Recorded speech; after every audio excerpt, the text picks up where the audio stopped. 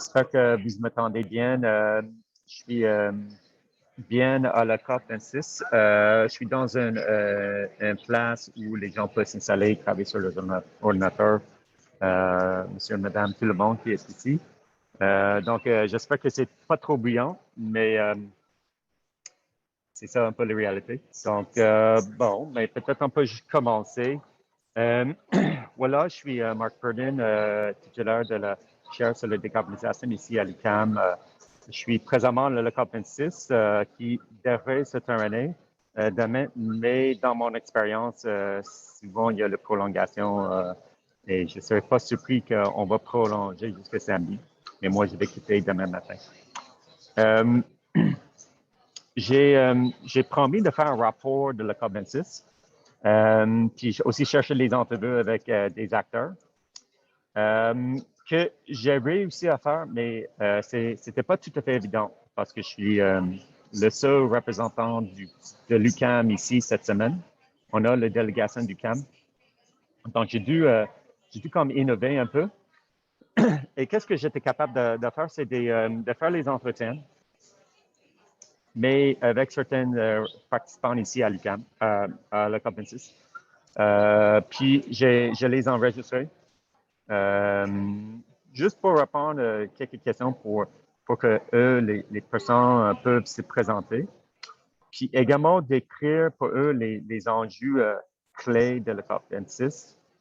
Puis aussi identifier quelques enjeux qui ne sont pas nécessairement très, très développés et discutés ici à la COP26. Donc, moi, je propose que après cette courte introduction, on passe à ces vidéos-là. On est des étudiants de Sciences Po Toulouse, des étudiants à la maîtrise que j'ai rencontrés. Après, il y a un directeur général de l'Institut international du foie qui va nous parler juste une courte entrevue de 3 minutes. J'ai aussi rencontré les conseillers en charge du climat à la République démocratique du Congo. J'ai une vidéo où il parlait de ses enjeux pendant 13 minutes. Puis j'ai aussi de représentants de jeunes ambassadeurs pour le climat qui vont nous parler d'une dizaine de minutes. Puis après ces présentations-là, je pense que peut-être on peut passer à la discussion, puis conclure. Donc voilà la première des étudiants de Toulouse.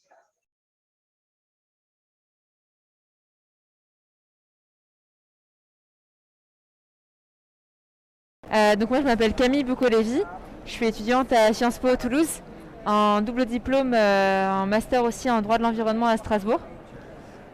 Et du coup, moi, Amélie Champy, je suis aussi à Sciences Po Toulouse, en master risque, sciences, environnement et santé. Et voilà, c'est ma dernière année. Et on est là à la COP26, toutes les deux. En fait, donc on représente donc Sciences Po Toulouse. C'est la suite d'un projet qu'on a mené depuis l'année dernière, qui a été de créer le comité de la transition écologique à Sciences Po Toulouse pour rehausser les objectifs en termes d'écologie dans notre école, c'est-à-dire en termes d'enseignement, de campus, des services qui sont proposés. Ça a fait suite à une tribune qui a été publiée pendant le premier confinement qui s'appelait « Pour que les Sciences Po soient à la hauteur des enjeux écologiques ». Et donc à Sciences Po Toulouse, ça a bien fonctionné puisqu'on a eu une bonne collaboration avec notre direction. Ce comité a été créé. Et en fait, par la suite, le comité a grandi et donc il y a eu ce projet soumis par un étudiant d'envoyer une délégation à la COP26. Et le but, en fait, personnellement, moi, c'est mon but, c'est pour ça que je viens ici, c'est d'essayer de rendre, entre guillemets, accessible cette COP. Parce que finalement, la COP, c'est quelque chose dont beaucoup de personnes parlent, dont on entend beaucoup parler dans les médias.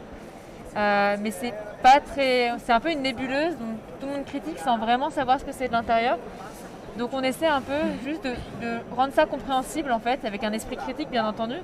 Et donc voilà, c'est par exemple là pour la première semaine, on a fait une série de posts sur le compte Instagram de l'association écologiste de Sciences Po Toulouse en expliquant ce qui avait été acté pendant la première semaine, les négociations qui étaient en cours, mais aussi toutes les critiques qui avaient été faites envers la COP26.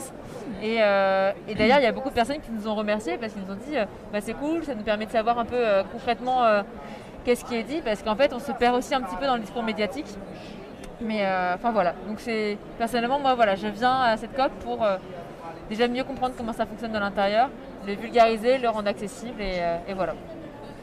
C'est ça. Du coup, Camille a bien résumé. C'est effectivement pour ça qu'on est là. C'est vraiment dans un souci de démocratisation de la COP, ou en tout cas au moins de savoir qu'est-ce qu'il s'y passe, parce que dans les médias, on voit beaucoup les négociations, mais en fait, la COP, c'est pas du tout que des négociations. Il y a beaucoup d'événements en fait, qui sont secondaires. Il y en a tout le temps. C'est énorme en fait l'énergie qu'il y a dans une COP. C'est-à-dire qu'il y a aussi des pavillons pour chaque pays, pour des grands enjeux. Et moi, la raison pour laquelle je suis ici, c'est du coup pour faire cet insight un petit peu pour les autres étudiants et pour tous les gens qui nous suivent. Et aussi, j'y suis avec la fresque du climat. Alors là, on voit mon petit badge, c'est Climate Fresque.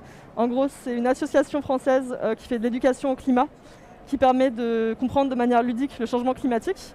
Et du coup, ça, c'est un peu les deux casquettes que j'ai. C'est c'est ça, c'est aussi promouvoir l'éducation au climat, qui est essentielle.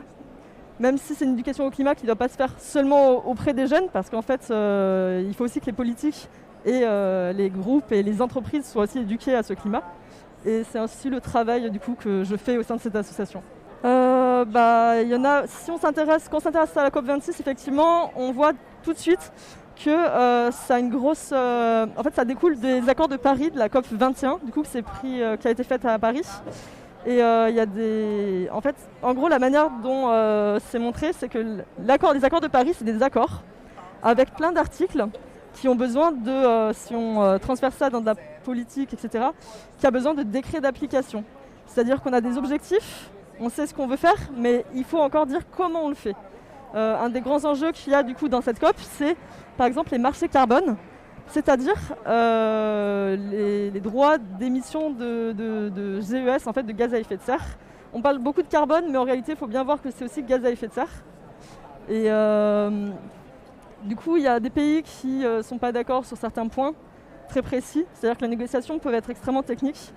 Et notamment, une des choses qui pose un peu problème, c'est le double comptage. C'est-à-dire, par exemple, on va avoir un crédit pour émettre une quantité de carbone, mais il ne faut pas, par exemple, imaginons pour un produit qui est fabriqué, il va être fabriqué dans un pays et vendu dans un autre pays. Où est-ce qu'on compte l'émission de carbone ? Et il y a plein d'enjeux comme ça qui font que les négociations sont assez difficiles. Il y a des pays qui sont pour une certaine façon de faire, d'autres pour une autre. Donc il y a beaucoup d'enjeux liés à ça. Et plus largement aussi, ce qui est en cours, c'est en fait les négociations quant au NDC. Les NDC, donc, c'est les contributions déterminées nationalement. En fait, donc, depuis la COP21, donc, ces NDC ont été annoncées par chaque pays. Et elles ont été annoncées finalement donc, peu avant la COP26, puisque c'est tous les 5 ans. Et en fait, ce qui est intéressant, c'est qu'en fait, si chaque pays respecte ces NDC, finalement, on est à plus de 2,7. C'est ce qui a été annoncé. Et on sait bien que les accords de Paris, c'était 1,5. Donc là, l'objectif en fait, de cette COP, c'est de rehausser l'ambition et de réussir à plus se rapprocher du 1,5. Après, ce qui est intéressant, c'est qu'il y a un lien en fait, avec la notion de loss and damage, qui est alors j'ai même plus la traduction. Perte et dommage. Perte et dommage, c'est ça. Ouais. Et en fait, ça fait référence en fait que certains pays soient beaucoup plus affectés par le changement climatique que d'autres, notamment les pays dits du Sud. Et donc le lien avec les NDC, il se voit à cet endroit-là, c'est-à-dire que par exemple tout à l'heure, j'étais à une conférence, une table ronde faite par les Houses, qui sont les îles du Pacifique qui sont très affectées par le changement climatique.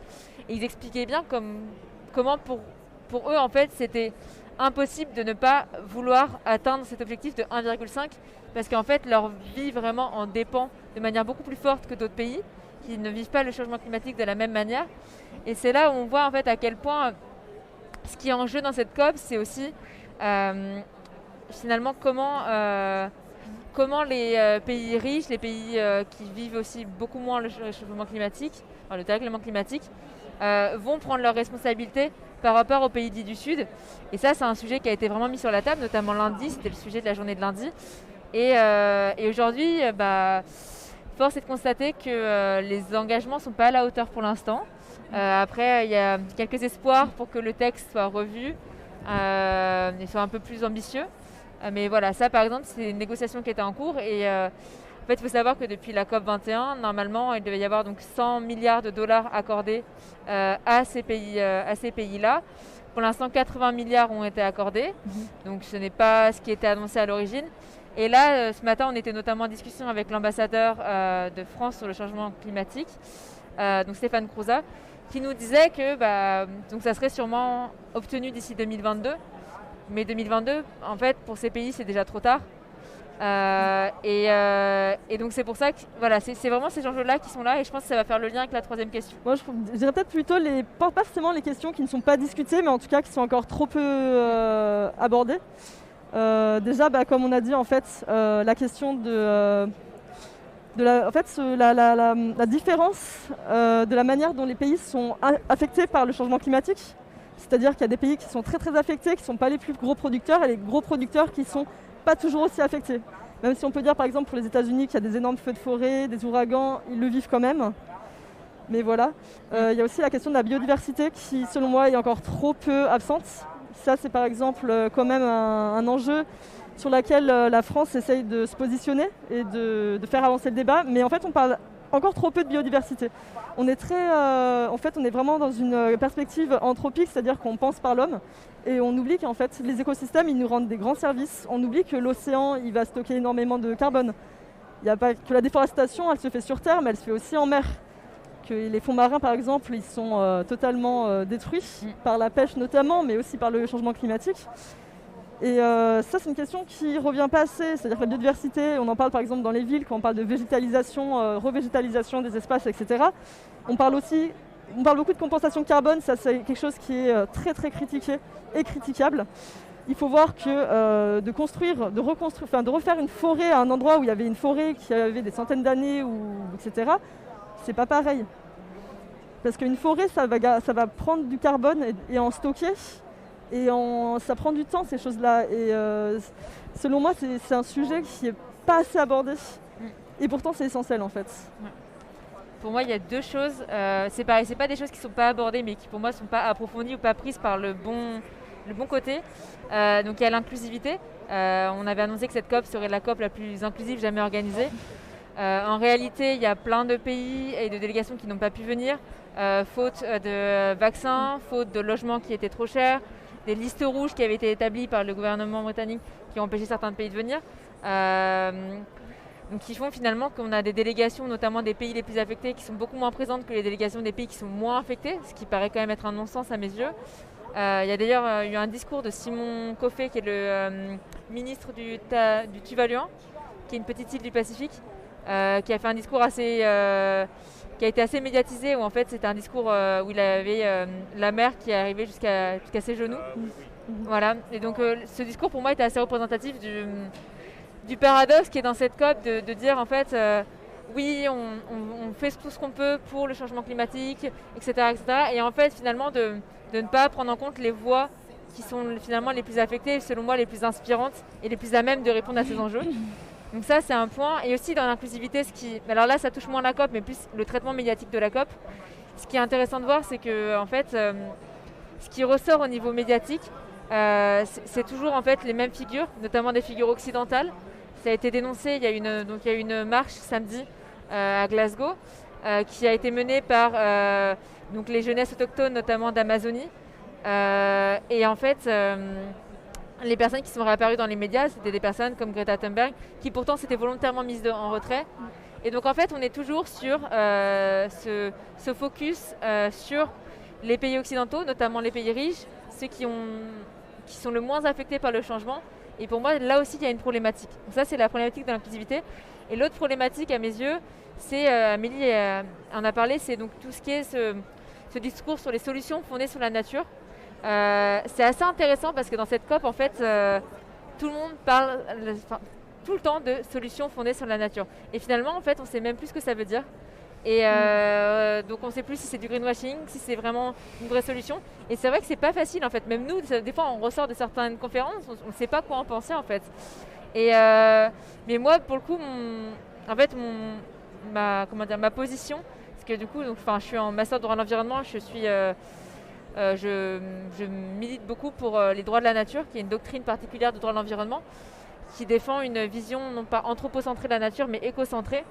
Et ce qui est intéressant dans tous les discours, dans la plupart des discours fondés, des solutions fondées sur la nature que j'ai entendues, c'est qu'en fait, c'est quand même vraiment une approche où la nature nous rend un service et en fait, on aborde la nature que sous le prisme des services écosystémiques qu'elle nous rend, mais pas pour sa valeur intrinsèque.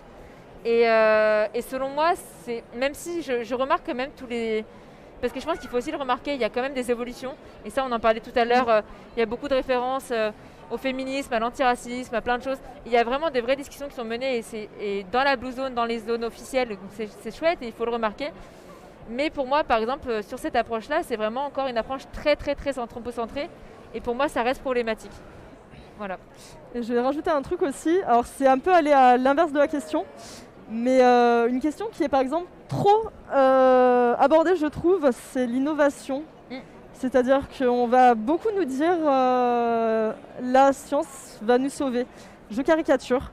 Mais c'est vrai qu'il y a toujours une entreprise ou une start-up ou quoi que ce soit qui va nous dire nous avons cette technologie et elle peut nous permettre d'enlever du carbone, d'enlever du méthane. Sauf qu'en fait, souvent, ce n'est pas des solutions en soi parce qu'il faut les mettre en place. Ça coûte de l'argent, ça coûte des ressources, notamment les métaux rares. Et ça, c'est vraiment un énorme problème des COP, mais en fait de l'écologie en général, des solutions qu'on va nous proposer.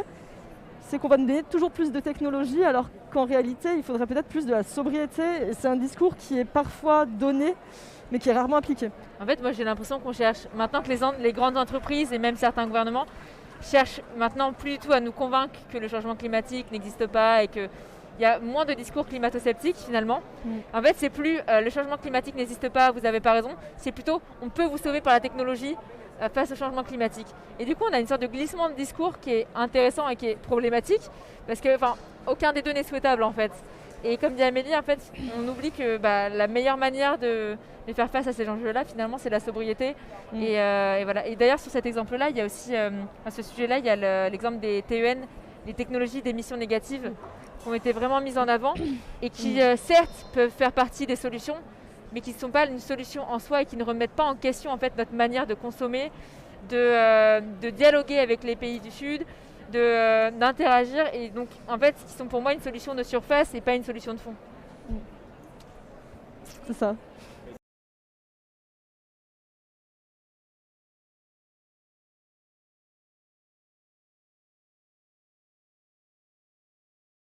Donc Didier Coulon, je suis le directeur général de l'Institut international du froid, qui est un organisme intergouvernemental auquel d'ailleurs le Canada participe. Donc notre mission, c'est de diffuser de l'information scientifique et technique sur tous les domaines du froid, à la fois pour la climatisation, la chaîne du froid pour l'alimentation, pour les produits de santé tels que les vaccins, etc. Et nous sommes participants de la COP en tant qu'organisme intergouvernemental parce que le froid représente 7,8% des émissions de gaz à effet de serre aujourd'hui, encore davantage à l'avenir. Et donc, il est tout à fait fondamental de faire du développement durable et à la fois pour des questions d'atténuation et d'adaptation au changement climatique. Alors, les questions clés, en fait, ce sont les mêmes qu'on trouvait déjà avant, mais avec un accent qui peut être plus ou moins pris par rapport aux COP précédentes. Alors, évidemment, il y a l'atténuation du changement climatique, puisque nous devons diminuer nos émissions de gaz à effet de serre. Et dans ce cadre-là, donc, il y a des nouveaux engagements qui doivent être pris par les pays. Mais il y a des sujets qui étaient trop peu présents jusqu'à présent, à savoir en particulier l'adaptation. L'adaptation au changement climatique est quelque chose de tout à fait fondamental, inscrit d'ailleurs dans les accords de Paris, mais auquel je pense que tant les pays développés que les pays en développement négligeaient jusqu'à présent.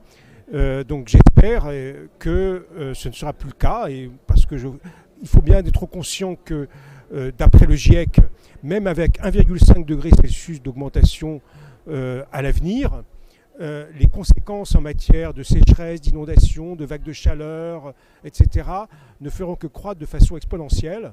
Et donc, il faut se préparer à s'adapter à un changement de toute façon inéluctable. Alors, ensuite, il y a tout ce qui concerne l'aide aux pays en développement, puisque donc, il est prévu des sommes d'argent a priori importantes, 100 milliards de dollars par an pour les pays en développement, venant des pays développés. Pour l'instant, on n'est pas encore tout à fait à ce niveau-là. Et puis, on ne sait pas encore concrètement comment on va utiliser cet argent. Donc, il y a un vrai problème pratique de mise en œuvre des objectifs qui sont fixés, tant tant en matière d'atténuation qu'en termes d'aide aux pays en développement, sans compter l'adaptation. Les enjeux, d'abord, j'irais d'arriver à avoir des décisions concrètes, parce que je pense qu'on a quand même beaucoup progressé en termes d'engagements généraux, mais si on regarde les contributions nationales déterminées, on s'aperçoit que dans bien des cas, on n'a pas encore défini, pays par pays, le chemin pour arriver à ces objectifs. Donc si je dois donner une priorité, c'est pour moi ça. Alors je pense que tout ne se joue pas dans les COP, il y a aussi entre les COP des travaux qui doivent être faits par les pays, mais c'est sûrement là-dessus que l'on doit s'attarder le plus aujourd'hui.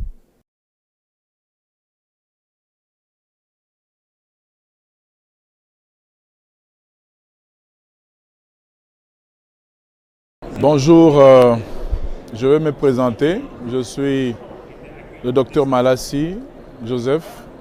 Je suis le conseiller climat pour le vice-premier ministre et ministre de l'Environnement de la République démocratique du Congo. Donc je conseille mon gouvernement en matière de climat. Je suis spécialiste en droit de l'environnement et du changement climatique. Donc du coup je suis dans la filière juridique, mais je suis aussi ingénieur agroéconomiste. Et donc, je combine les deux compétences, donc naturelles et sociales, juridiques. Donc, dans ce cadre-là, je serais heureux de pouvoir discuter un tout petit peu sur les questions relatives aux travaux qui ont lieu maintenant dans le cadre de la COP26. Bon, la première question, c'est de savoir quelles sont les questions clés qui ont été négociées à la COP26. Donc, les questions, comme vous le savez, donc la première a trait, pour moi, en termes d'importance et en termes stratégiques, a trait à l'adaptation au changement climatique. C'est-à-dire, nous devons aller vers l'adaptation. Le changement climatique, il est là, il est de plus en plus là. Le dernier rapport de l'IPCC l'a clairement démontré que ça va même plus vite que ce que nous sommes en train d'imaginer ou ce que nous avions planifié. Et donc, il se pose un sérieux problème en termes d'adaptation au changement climatique, que ce soit dans les pays pollueurs ou dans les pays qui sont non pollueurs, ou disons en des termes un peu plus diplomatiques, les pays développés et les pays sous-développés, en développement. Donc la deuxième question à être traitée, ce sont les questions en rapport avec les pertes et les dommages associés au changement climatique. Et là, ça cause un sérieux problème aussi. Il y a tout ce qui est assurance par rapport aux pertes et aux dommages, à qui la charge par rapport à ce qui se passe. Donc c'est un gros problème. Et donc ça a aussi été abordé lors des discussions. Les conclusions sont en train de venir.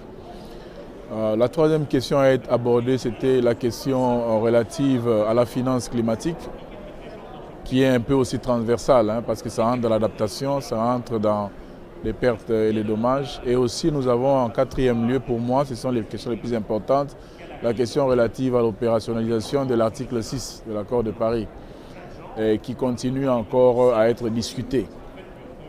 Je n'aimerais pas revenir sur tout ce qui a été dit dans les discussions, parce que je n'ai pas tous les détails de toutes les façons, mais ce sont là les grands sujets qui sont encore en train d'être débattus.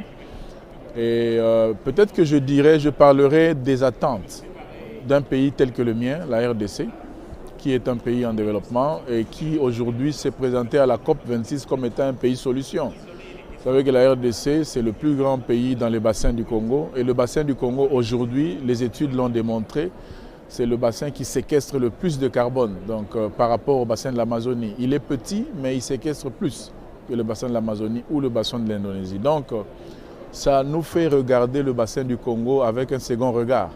On l'a regardé jusque-là d'une certaine manière. La réalité climatique nous oblige à regarder à ce bassin d'une autre manière parce que c'est un poumon aujourd'hui pour l'humanité.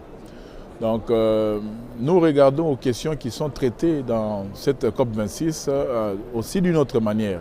Les questions de l'adaptation.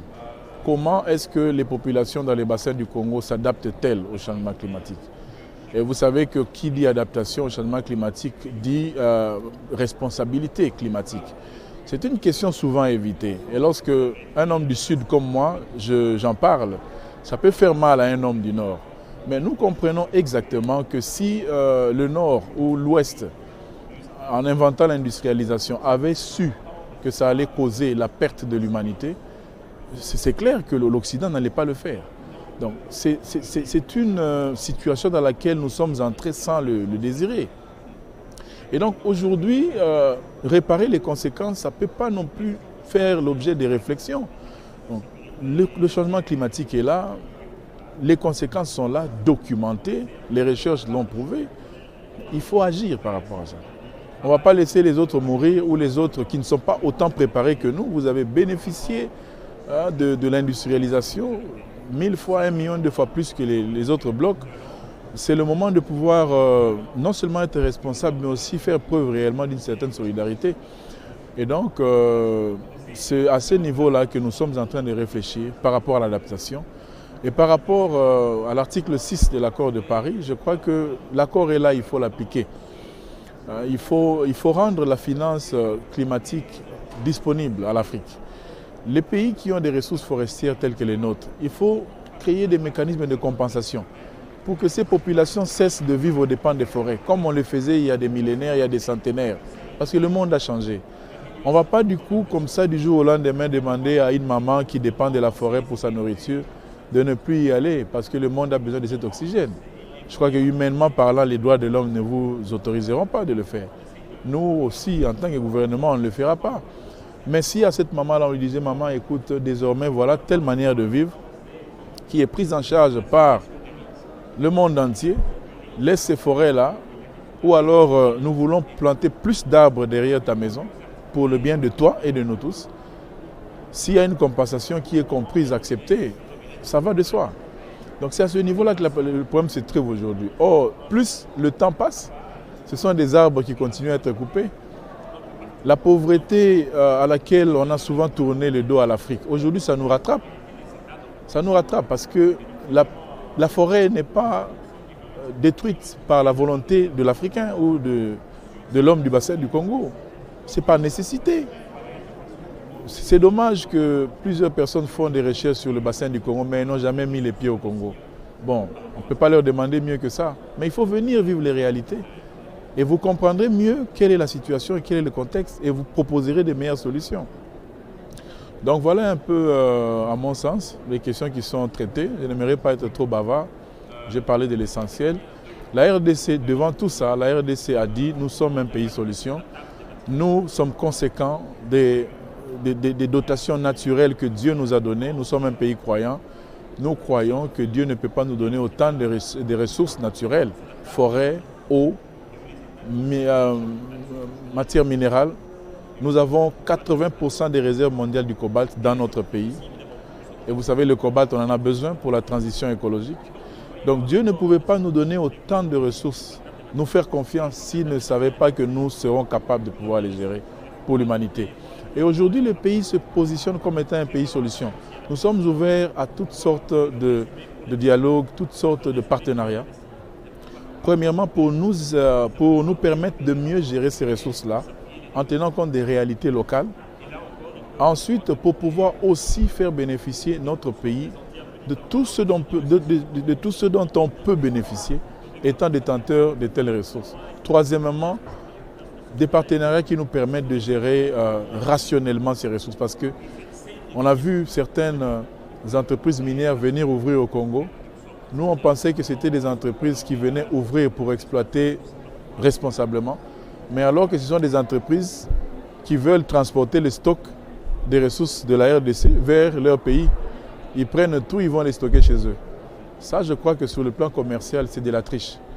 Et donc, voilà un peu les grandes questions auxquelles nous sommes en train de réfléchir. Maintenant, par rapport à la question que tu as posée, qu'est-ce qui n'a pas été abordé lors de cette COP26?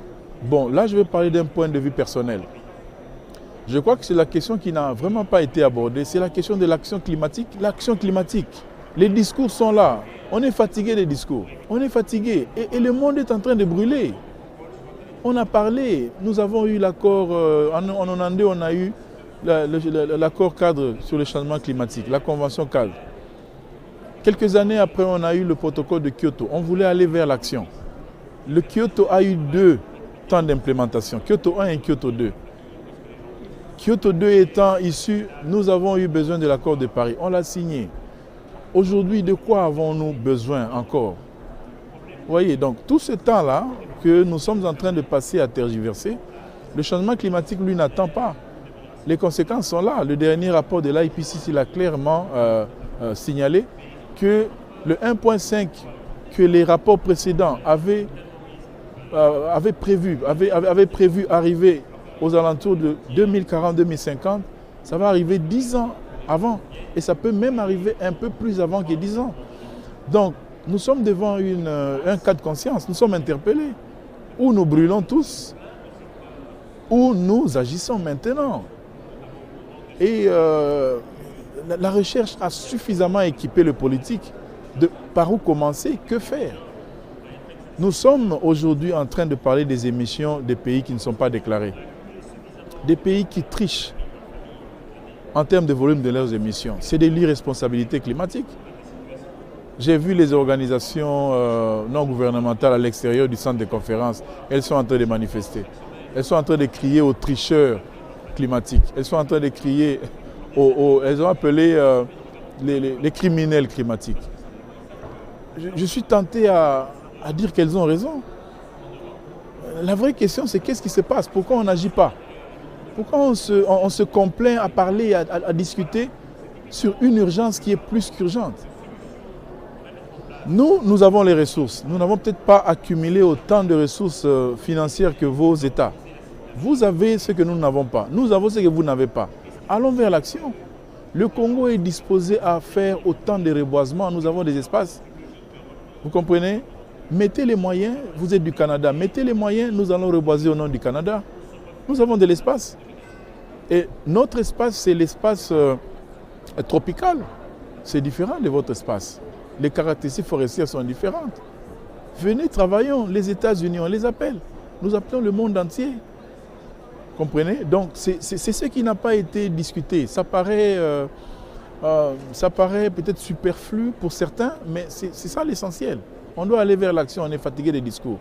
Ensuite aussi, je parlerai de cette question de la justice climatique. Il ne faut pas la laisser seulement aux ONG internationales et aux défenseurs des droits de l'homme. C'est une question de conscience. Une question de conscience. Comme je l'ai dit, personne n'a voulu le changement climatique en inventant l'industrialisation. Aujourd'hui, on y est, nous devons être certains et nous devons être conséquents par rapport aux conséquences et agir par rapport aux conséquences. Et donc, voilà, il y a tout ça. Je n'ai pas touché aux questions associées au crédit carbone, hein, parce que là, c'est une grosse guerre commerciale qui est en train de se battre. Le prix du crédit carbone, comment peut-il coûter 5 $ en Afrique et coûter autant ailleurs? Est-ce que vous êtes conscient qu'en détruisant les seules forêts qui nous restent en Afrique, vous détruisez le monde? Je ne sais pas. Vous allez vous réveiller quand il sera trop tard. Nous sommes Africains, nous sommes habitués à mourir tous les jours. C'est vous qui tenez à la vie. Moi, je peux mourir maintenant, ça ne me dit pas grand-chose. C'est vous qui aimez la vie. Il faut le prouver maintenant, il faut venir. Le gouvernement, mon président était ici, le président Félix Antoine Tshisekedi, il a dit, la RDC c'est le pays solution, nous sommes ouverts. Venez, garantissons la paix dans le bassin du Congo, garantissons la paix en RDC et replantons les arbres. Nous sommes dans la décennie de la restauration des écosystèmes. Venez, restaurons ensemble. Mettez les moyens, nous avons l'espace, mettez les moyens. Et soyons ensemble. Merci, je crois que j'ai assez parlé.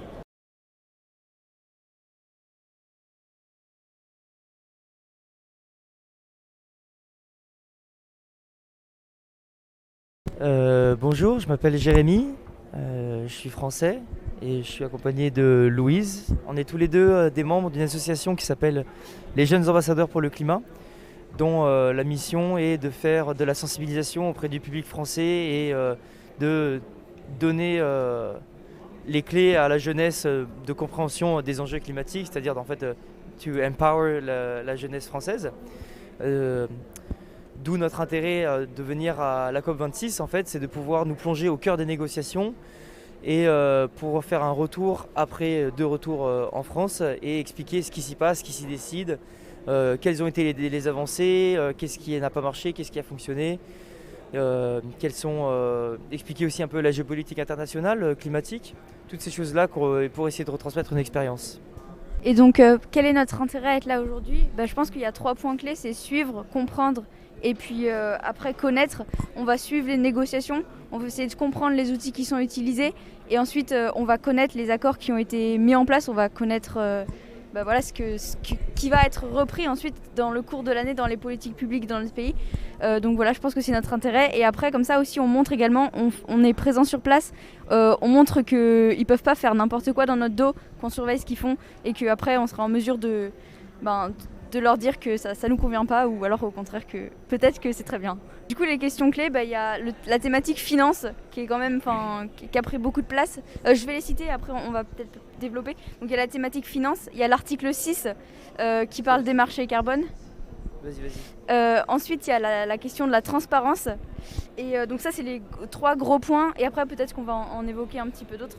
Donc la thématique de la finance, en fait, c'est tout simplement empower, encore une fois, donner les ressources aux acteurs qui n'ont pas forcément les moyens de s'adapter aux effets du changement climatique parce que il faut qu'ils adaptent leurs infrastructures en prévention d'intempéries, par exemple, et aussi qu'ils soient en mesure de décarboner leur économie. Donc ça, globalement, c'est les 2 gros points par rapport à la finance. Oui, alors quand on fait référence à l'article 6, en fait, c'est l'article 6 de l'accord de Paris qui avait été signé en 2015 à la COP 21 à Paris, qui est relatif, en fait, il y a plusieurs dispositions, mais le point central des négociations relatif à cet article concerne surtout le développement des marchés carbone, c'est-à-dire d'établir un marché global où les pays qui émettent moins de gaz à effet de serre peuvent revendre des crédits carbone à des pays qui émettent plus de gaz à effet de serre pour avoir une sorte d'équilibre et un plafond global des émissions. En fait, c'est ça l'idée derrière. Et il y a des nœuds de négociation autour notamment de ce qu'on appelle le double comptage et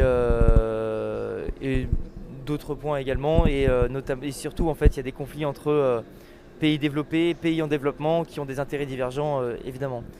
Ah oui, et transparence également, ce qui est un gros enjeu de cette COP, qui est en fait surtout qui porte surtout sur l'évaluation des avancées des pays et de leur respect de leurs engagements et de la transparence dans les informations qu'ils vont fournir aux autres pays. Donc c'est-à-dire le but c'est de pouvoir établir en fait ce qu'ils appellent le bilan mondial, donc ce qui serait une sorte de grand bilan qui fait état concrètement des avancées des pays en matière de politique publique dans la lutte contre le changement climatique.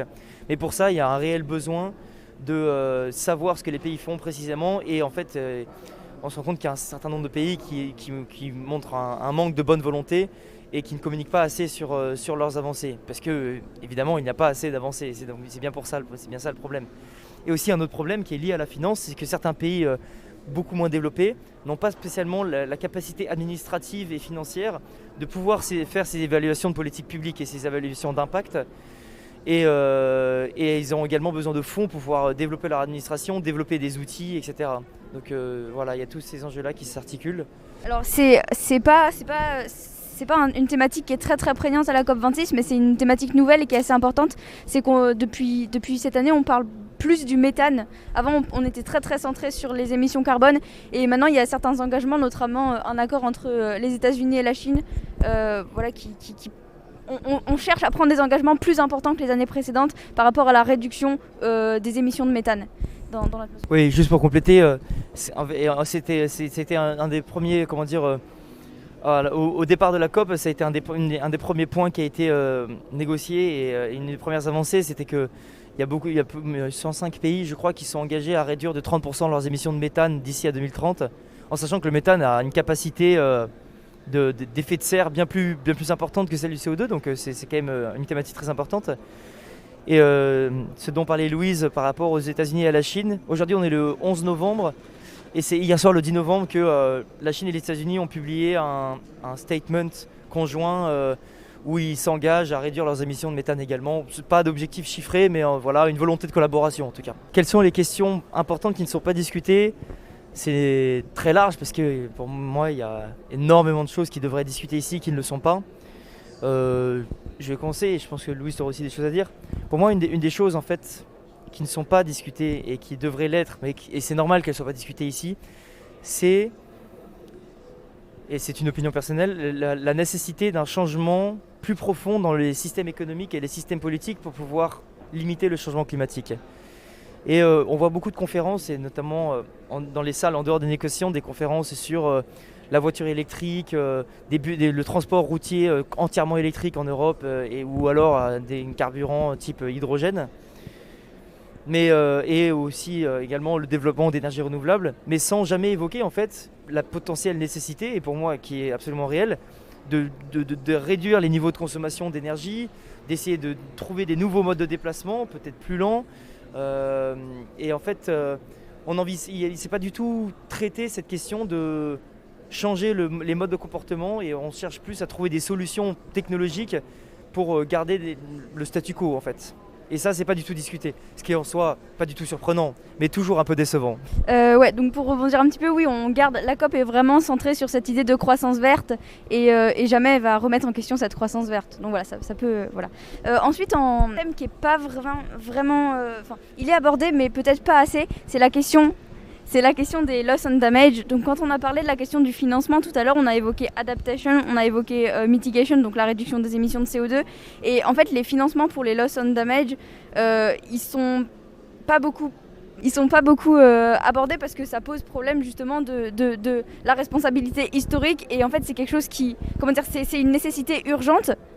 Pour les pays qui subissent les effets du changement climatique, d'avoir des financements pour réparer immédiatement ça, mais sauf que bon, c'est très peu discuté, donc voilà. Oui, juste pour préciser, loss and damage, perte et préjudice en français, voilà.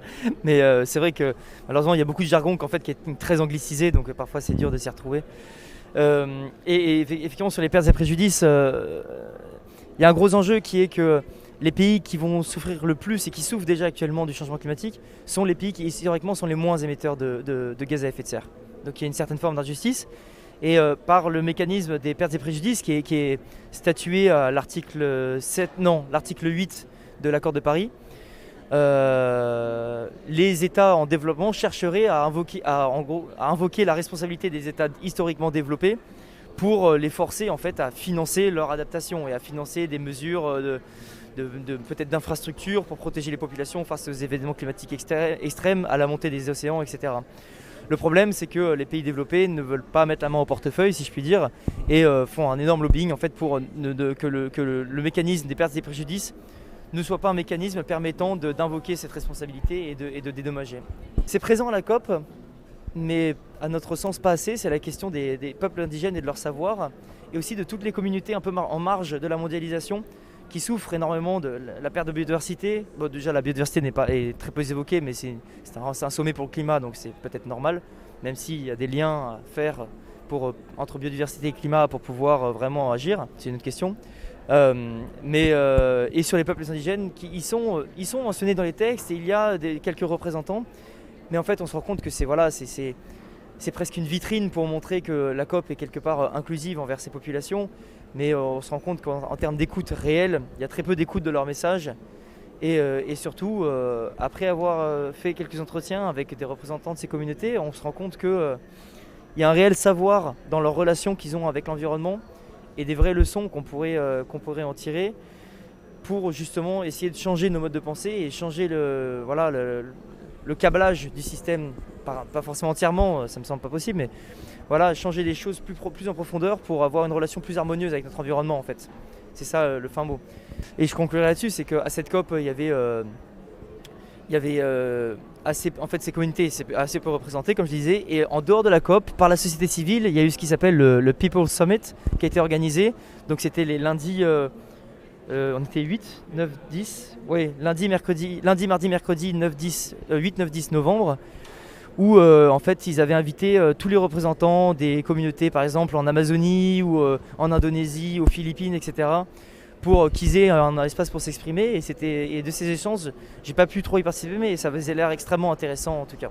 Voilà. Ouais, juste pour rebondir par rapport à ce qu'a dit Jérémy, par rapport aux peuples indigènes et à la biodiversité qui sont souvent pas vraiment écoutés. En fait, la biodiversité dans les cadres des COP pour le climat, elle est instrumentalisée. C'est-à-dire que la biodiversité, c'est vraiment un outil qui va permettre de réduire les émissions de gaz à effet de serre. Donc on va planter un arbre pour réduire les émissions de gaz à effet de serre, pour absorber en tant que puits de carbone, pour absorber du CO2. On ne voit vraiment pas les forêts comme des sources de biodiversité et de développement potentiel d'un écosystème qui pourrait perdurer. C'est instrumentalisé. Oui, et il existe des COP de la biodiversité. Cette année, c'est la COP 15 à Kunming en Chine, qui aura lieu en 2022, je crois. Elle a été retardée à cause du Covid. Voilà.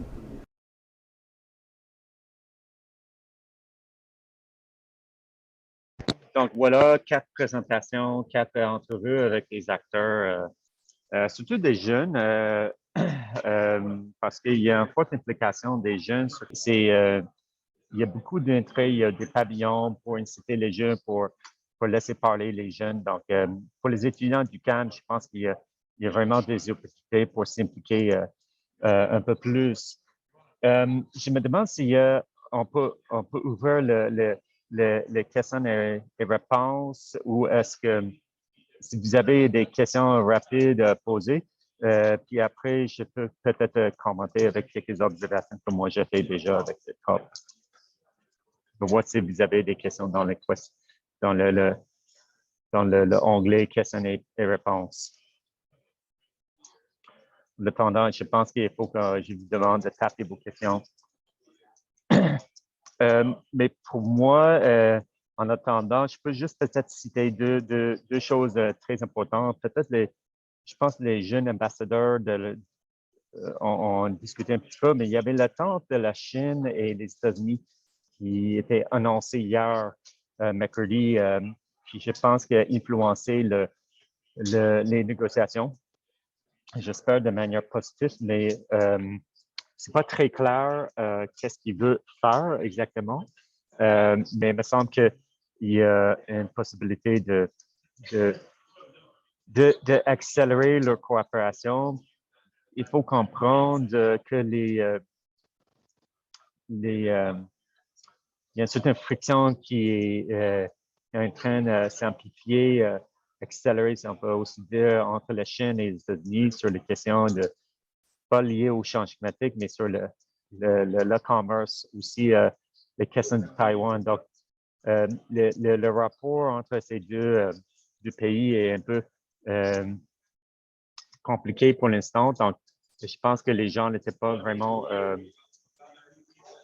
s'attendaient pas d'avoir un énoncé sur une mesure de coopération qui suggère qu'il y a vraiment une opportunité sur ces deux côtés-là à travailler ensemble, qui est vraiment une bonne chose parce que la Chine est le premier plus important émetteur des émissions de gaz à effet de serre, puis après, c'est les États-Unis.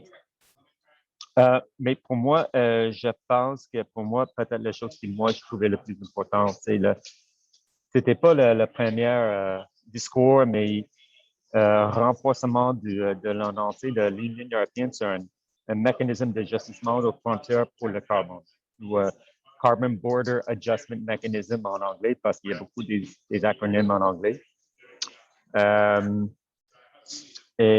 Donc, ce mécanisme qui va, il me semble, l'Union européenne pense vraiment de le lancer. Peut-être que tu dois confirmer ça. Mais d'ici 2025-2026, puis il y avait, j'ai mis ça sur le Twitter de la chaire sur les décarbonisations.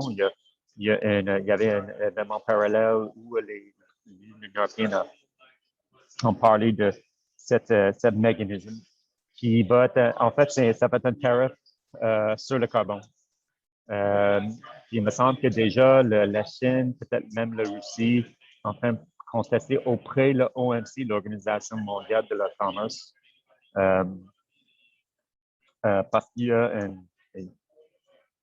ça va vraiment influencer les importations des pays comme la Chine qui fabriquent beaucoup, mais dépendent beaucoup sur les exportations. Puis la Russie qui exporte beaucoup des gaz naturels, des carburants fossiles. Mais il me semble que, si je peux bien résumer, le COP, le ONU est capable de livrer les carottes, mais pas des grandes carottes, le financement climatique est toujours un gros enjeu ici. Mais c'est un mécanisme d'ajustement aux frontières pour le carbone. Il me semble que c'est un peu comme le bâton. On peut parler des bâtons, des carottes et bâtons. C'est le bâton. Mais il faut comprendre que ce mécanisme, ça figure pas parmi les négociations.